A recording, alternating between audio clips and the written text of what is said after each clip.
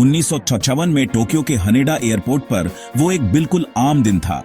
सुबह की हलचल, टैक्सी की कतारें और यात्रियों की भीड़, हर चीज रोज की तरह थी। कोई भी नहीं जानता था कि आज का दिन इतिहास में दर्ज हो जाएगा। प्लेन उतर रहे थे और उड़ रहे थे, परिवार मिल रहे थे, बिजनेसमैन जल्दी में थे। हर कोना अपनी ही रफ्तार में था और एयरपोर्ट की दीवारों के बीच रोजाना की कहानियां गूंज रही थीं। लेकिन उस दिन कुछ असाधारण होने वाला था। एक ऐसी घटना जो आने वाले दशकों तक लोगों को हैरान कर देगी। एक आदमी प्लेन से उतरा, भीड़ में मिल गया। जब तक उसने अपना पासपोर्ट नहीं दिया, उसकी चाल ढाल में कुछ खास नहीं था, लेकिन उसके पास जो दस्तावेज थे वो सब कुछ बदलने वाले थे। इमिग्रेशन ऑफिसर को एक जानी पहचानी कंट्री की उम्मीद थी, लेकिन पासपोर्ट टॉरेड नाम के एक देश का था। ये नाम सुनते ही अधिकारी चौंक गए। ऐसा देश तो उन्होंने कभी सुना ही नहीं था। डॉक्यूमेंट असली लग रहा था, जिसमें जापान सहित पिछली यात्राओं की स्टैंप्स थीं। हर पन्ना, हर स्टैंप असली लग रहा था, जैसे किसी असली देश का पासपोर्ट हो। फिर भी टॉरेड किसी भी मैप पर मौजूद नहीं था। अधिकारी मैप पर उंगलियां घुमाते रहे, लेकिन टॉरेड का कोई नामो निशान नहीं मिला।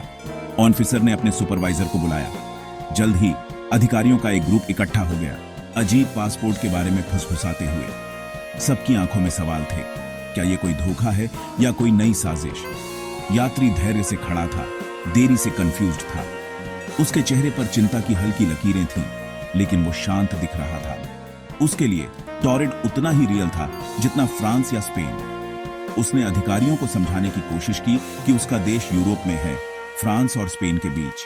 अधिकारी हैरान थे।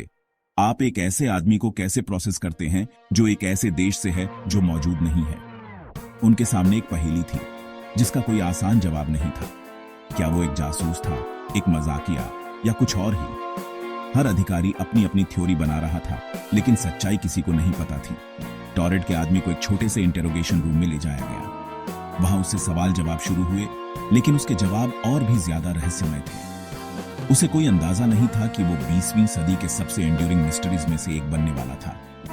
उसकी आंखों में उलझन थी, लेकिन डर नहीं। उसकी जर्नी खत्म हो चुकी थी, लेकिन उसकी कहानी अभी शुरू ही हुई थी। एयरपोर्ट की खामोशी में उसकी मौजूदगी एक रहस्य बन गई थी। ब्यूरोक्रेसी के गियर्स एक ऐसी प्रॉब्लम से जूझ रहे थे जिसे सॉल्व करने के लिए वे डिजाइन नहीं किए गए थे। हर दस्तावेज, हर सवाल इस रहस्य को और गहरा कर रहा था।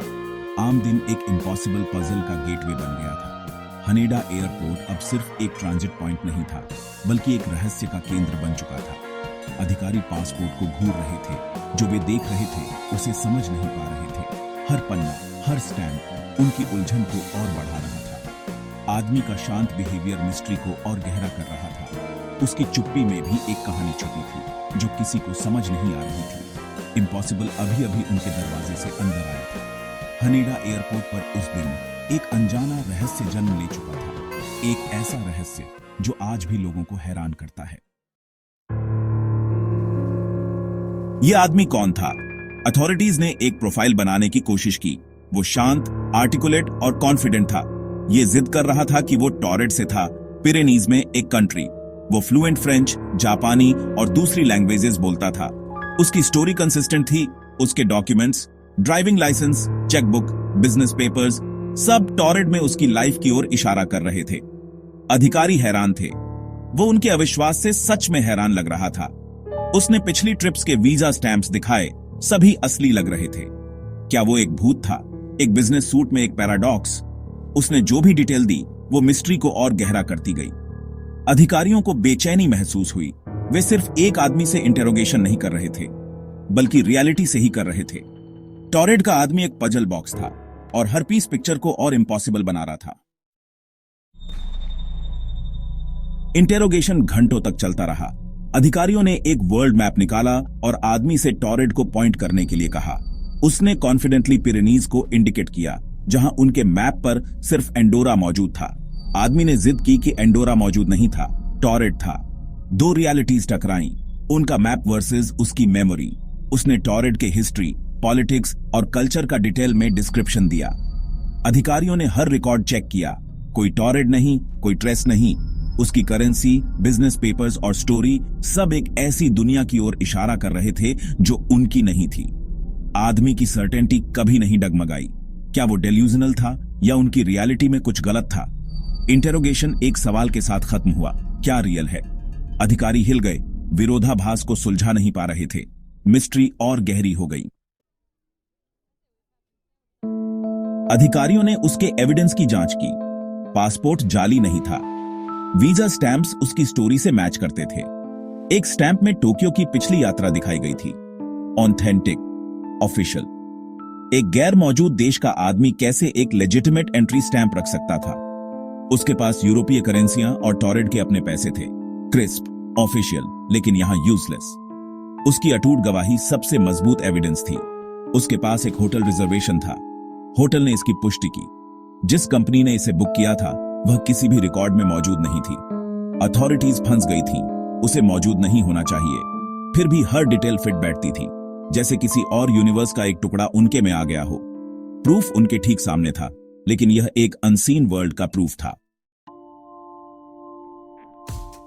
कोई जवाब न मिलने पर अधिकारियों ने उस आदमी को एक होटल के कमरे में डिटेन कर लिया।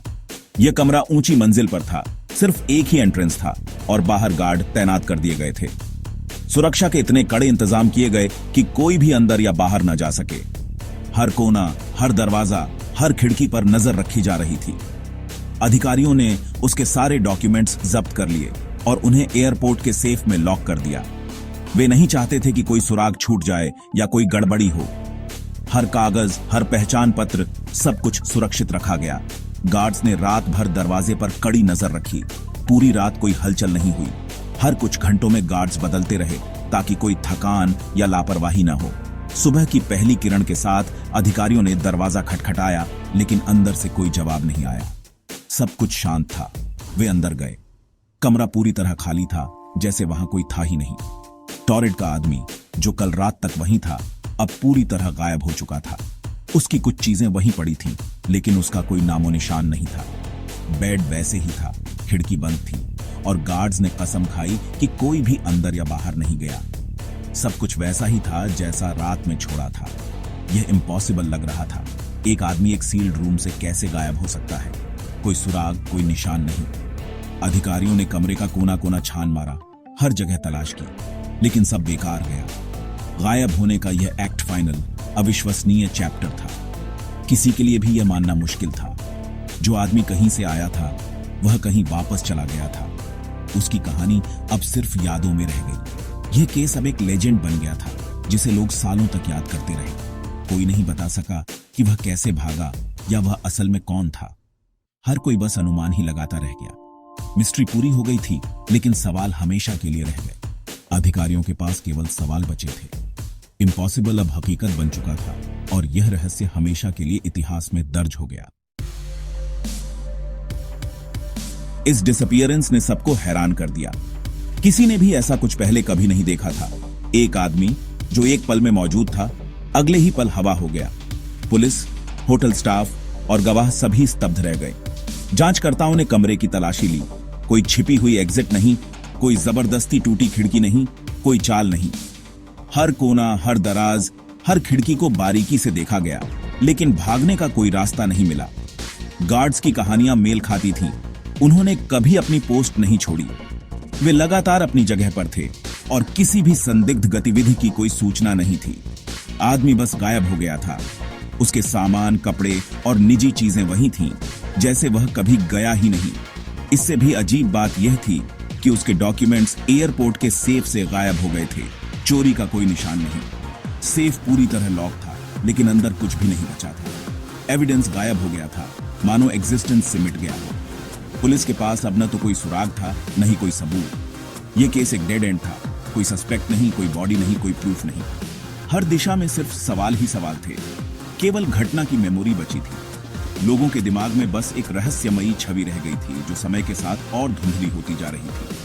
अधिकारी अपने सुपीरियर्स को इसकी व्याख्या नहीं कर सकते थे, पब्लिक को तो बिल्कुल भी नहीं।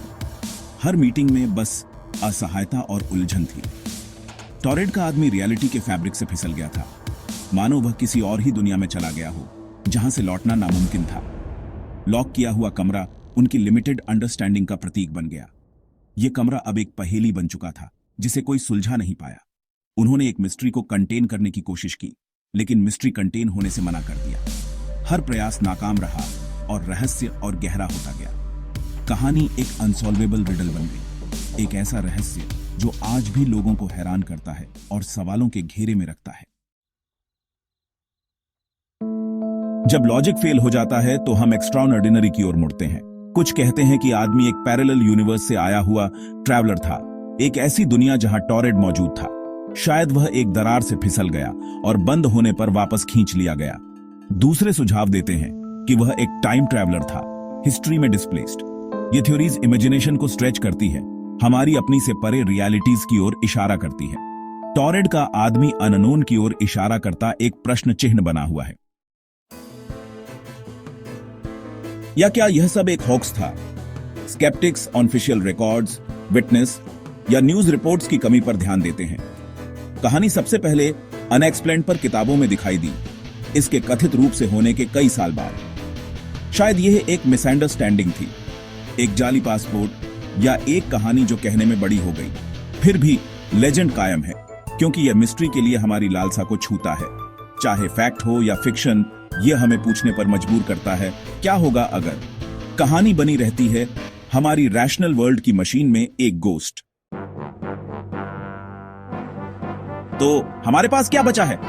एक आदमी जो कहीं से आया, एक देश जो कभी मौजूद नहीं था, एक डिसअपीयरेंस जो लॉजिक को धता बताता है।